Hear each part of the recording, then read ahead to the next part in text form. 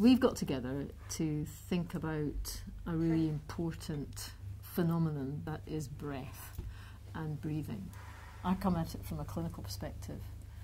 Havi is able to think about it completely outside of the clinical context.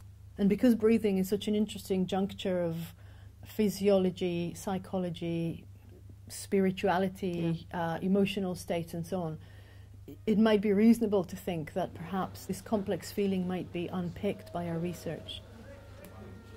Some of the research we've been reading talks about respiratory illnesses being invisible. So one policy effect would be to make it less invisible, both to clinicians but also to the general public.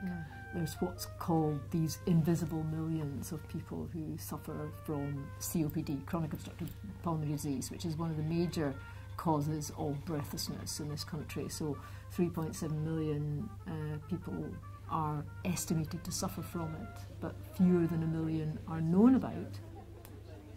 So the research project involves a medium-sized multidisciplinary team that includes philosophers, medical humanities scholars, cultural historians, medical anthropologists, and asking all of them together to try and each fill in their little bit of the puzzle.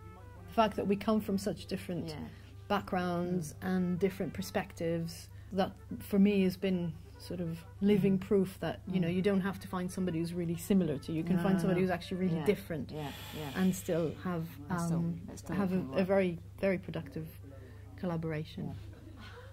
We are intending to demonstrate that medical humanities can actually make a difference to clinical treatment and the direction of clinical management, and ultimately to help people with the problem of breathlessness to have their condition relieved.